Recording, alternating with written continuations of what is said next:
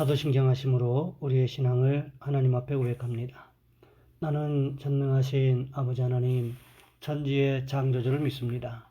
나는 그의 유일하신 아들 우리 주 예수 그리스도를 믿습니다. 그는 성령으로 잉태되어 동정녀 마리아에게서 나시고 본디오 빌라도에게 고난을 받아 십자가에 못 박혀 죽으시고 장사된 지 사흘 만에 죽은 자 가운데서 다시 살아나셨으며 하늘에 오르시어 전능하신 아버지 하나님 우편에 앉아 계시다가 거기로부터 살아있는 자와 죽은 자를 심판하러 오십니다.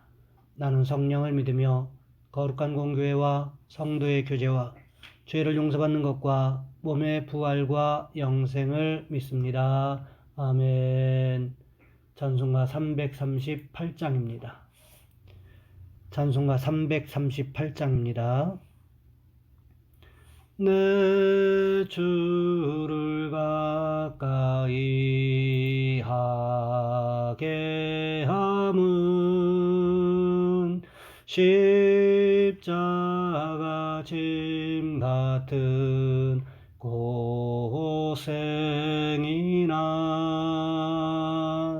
내 일생 소원은 늘 찬송하면서 주께 더 나아가기 원합니다. 내 고생하는 것 옛 야곱이 돌베개 베고장 갔습니다. 꿈에도 소원이 늘 찬송하면서 주께 더 나아가기 원합니다. 천성에 가는 길 험하여도 생명길 되나니 은혜로다. 천사 날 부르니 늘 찬송하면서 주께 더 나아가기 원합니다.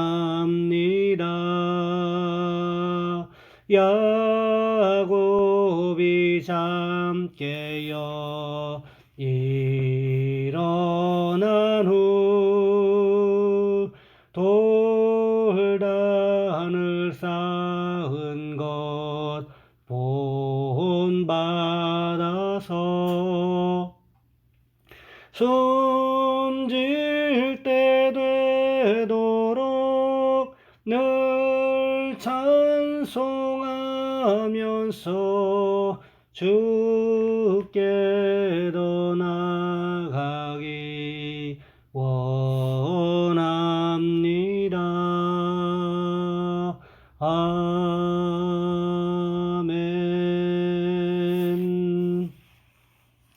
오늘 말씀 열왕기상 5장에서 보겠습니다. 열왕기상 5장 1절로 12절까지 말씀입니다. 열왕기상 5장 1절로 12절까지 말씀. 제가 가진 성경은 구약성경 518쪽에 있습니다. 제가 봉독해 드립니다. 솔로몬이 기름 부음을 받고 그의 아버지를 이어 왕이 되었다함을 두로 왕 히람이 듣고 그의 신하들을 솔로몬에게 보냈으니 이는 히람이 평생에 다윗을 사랑하였음이라. 이에 솔로몬이 히람에게 사람을 보내어 이르되 당신도 알거니와 내 아버지 다윗이 사방의 전쟁으로 말미암아 그의 하나님 여호와의 이름을 위하여 성전을 건축하지 못하고 여호와께서 그의 원수들을 그의 발바닥 밑에 두시기를 기다렸나이다. 이제 내 하나님 여호와께서 내게 사방에 태평을 주심에 원수도 없고 재앙도 없도다. 여호와께서 내 아버지 다윗에게 하신 말씀에 내가 너를 이어 내 자리에 오르게 할 내 아들 그가 내 이름을 위하여 성전을 건축하리라 하신 대로 내가 내 하나님 여호와의 이름을 위하여 성전을 건축하려 하오니 당신은 명령을 내려 나를 위하여 레바논에서 백향목을 베어내게 하소서. 내 종과 당신의 종이 함께할 것이요 또 내가 당신의 모든 말씀대로 당신의 종의 삭슬 당신에게 드리리이다. 당신도 알거니와 우리 중에는 시돈 사람처럼 벌목을 잘하는 자가 없나이다. 히람이 솔로몬의 말을 듣고 크게 기뻐하여 이르되 오늘 여호와를 찬양할지로다. 그가 다윗에게 지혜로운 아들을 주사 그 많은 백성을 다스리게 하셨도다 하고 이에 솔로몬에게 사람을 보내어 이르되 당신이 사람을 보내어 하신 말씀을 내가 들었거니와 내 백향목 제목과 잣나무 제목에 대하여는 당신이 바라시는 대로 할지라. 내 종이 레바논에서 바다로 운반하겠고 내가 그것을 바다에서 뗏목으로 엮어 당신이 지정하는 곳으로 보내고 거기서 그것을 풀리니 당신은 받으시고 내 원을 이루어 나의 궁정을 위하여 음식물을 주소서 하고 솔로몬의 모든 원대로 백향목 제목과 잣나무 제목을 주매 솔로몬이 히람에게 그의 궁정의 음식물로 밀 2만 그루와 맑은 기름 20그루를 주고 해마다 그와 같이 주었더라. 여호와께서 그의 말씀대로 솔로몬에게 지혜를 주신 거로 히람과 솔로몬이 친목하여 두 사람이 함께 약조를 맺었더라. 아멘. 오늘 본문의 말씀을 가지고 성전 건축의 시작이라는 제목으로 함께 말씀을 살펴보겠습니다. 2000년 9월에 예루살렘에서 큰 소요가 발생했습니다. 그리고 이스라엘과 팔레스타인 간에 벌어진 다툼이 있었습니다. 이 일을 인티파다라고 부릅니다. 이 일로 인해서 사망자만 3,400여 명이었고 5만 3천여 명이 다쳤습니다. 이렇게 큰 사건의 시작은 예루살렘 중심에 있는 알 악사 이슬람 사원에서부터 시작이 되었습니다. 아리엘 샤론이라는 국방장관이 평화를 위해서 왔다고 하면서 군인들과 함께 무슬림들이 성스럽게 여기는 사원에 발을 내디뎠습니다. 하지만 이것은 무슬림들에게는 종교적 자존심을 상하게 하는 일이었습니다. 비무슬림이요 적인 샤론 장관이 총을 든 이들과 함께 온 것은 방문이 아니라 침탈로 여겨졌기 때문입니다. 이 사건으로 인해서 억눌렸던 팔레스타인 사람들의 반발이 시작되었고 오랜 기간 동안 피할 수 없는 비극적인 싸움이 시작되었습니다. 이슬람과 유대인 모두에게 그 자리가 성스러운 이유는 여러 가지 이유가 있습니다. 우선 무슬림에게는 그 자리는 후대의 무슬림의 예언자인 무하메드가 하늘로 올라간 자리입니다. 그 자리가 성스러웠던 것은 유대인들에게도 동일합니다. 솔로몬 성전이 있던 자리였기 때문이었습니다. 유대인에게는 성전의 자리가 사실은 아브라함이 이삭을 하나님께 바치려고 했던 자리였습니다. 아브라함은 이삭을 제물로 바치려고 했던 그곳에서 두 가지를 체험했습니다. 첫째는 하나님께서는 모든 것을 예비하신다는 체험입니다. 이삭을 바치려는 결단을 했을 때 하나님께서 대신 죽을 양을 준비하셨습니다. 그리고 나서 그는 하나님의 약속을 체험합니다. 내가 네게 큰 복을 주고 내 씨가 크게 번성하여 하늘의 별과 같고 바닷가의 모래와 같게 하리니 내 씨가 그 대적의 성문을 차지하리라. 솔로몬이 세운 성전이 자리한 곳은 바로 이러한 하나님과 만남이 있었던 자리였습니다.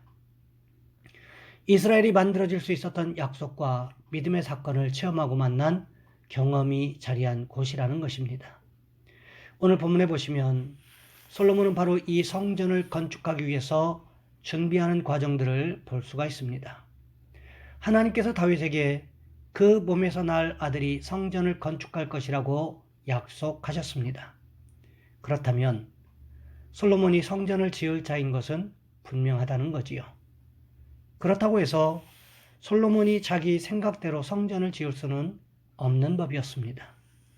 왜냐하면 가나안 땅에는 성전을 지을 만한 목재가 없기 때문에 그랬습니다. 그런데도 다행히 그때 솔로몬을 도울 사람이 등장하지요. 그가 누구였습니까? 오늘 본문 1절 말씀해 보시면 두로왕 히람이 등장합니다. 이스라엘 땅에는 성전을 지을 만한 목재로 쓸만한 나무가 자라지 않습니다.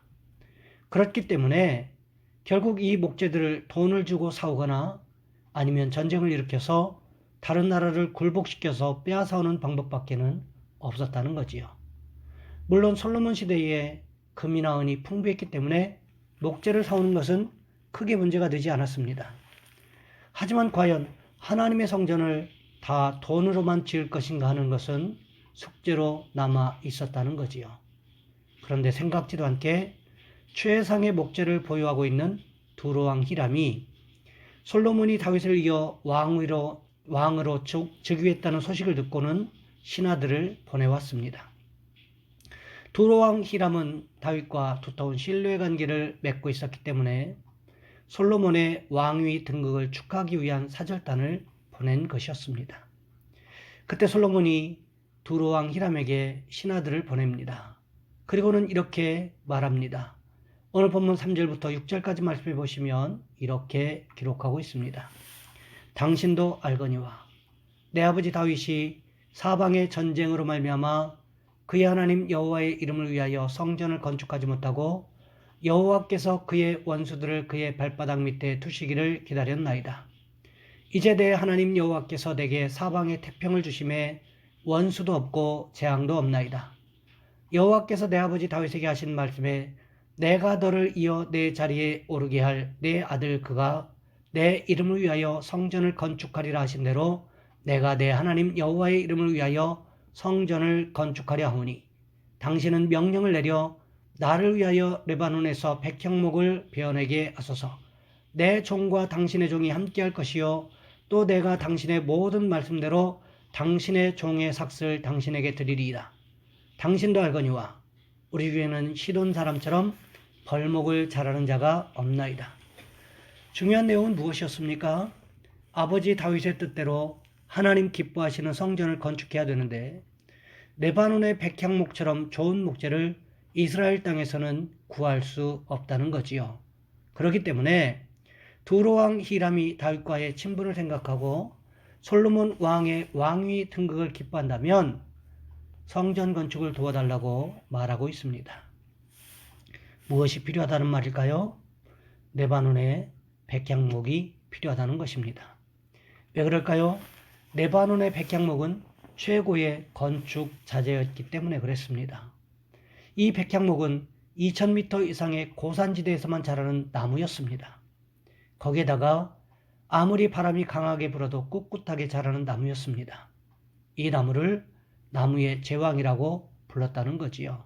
뿐만 아니라 백향목은 뿌리를 깊이 내리고 그 크기가 35m 이상 되고 둘레의 길이가 10에서 15m 정도의 것이 있을 정도로 아주 견고한 목재였습니다. 거기에다가 백향목에서 나는 은은한 향기는 방향제 역할뿐만 아니라 방충제의 역할을 했다는 거지요. 그러니 건축 자재로는 이 백향목을 따라갈 수 있는 목재가 없었다는 것입니다. 솔로몬이 성전 건축을 위해서 백향목을 요구했을 때 두로왕 히람이 어떻게 합니까? 오늘 본문 8절 말씀해 보시면 이렇게 기록하고 있습니다. 이에 솔로몬에게 사람을 보내어 이르되 당신이 사람을 보내어 하신 말씀을 내가 들었거니와 내 백향목 제목과 잣나무 제목에 대하여는 당신이 바라시는 대로 할지라. 솔로몬에게 어떻게 대답했습니까? 백향목 제목과 잣나무 제목을 원하는 대로 가져다 사용하라고 대답하고 있다는 거지요. 두로왕 히람은 다윗을 대단히 사랑했던 것 같습니다. 두 사람의 관계는 아주 돈독했다는 거지요. 그렇기 때문에 다윗에게 무엇인가를 해주고 싶었지만 지금은 다윗이 세상을 떠난 상태였습니다. 그런데 그의 아들 솔로몬이 왕위에 올라 있다는 거지요. 그러면서 하나님을 위한 성전을 짓고 싶다고 하면서 도와달라고 부탁하고 있습니다. 사실 아버지와의 친분이 있으면 그 아들까지도 도와주고 싶은 마음이 생기는 것이 인지상정 아니겠습니까? 그랬기 때문에 두로왕 히람이 솔로몬에게 내가 원하는 대로 백향목과 잣나무를 가져다가 사용해도 좋다고 허락했다는 거지요.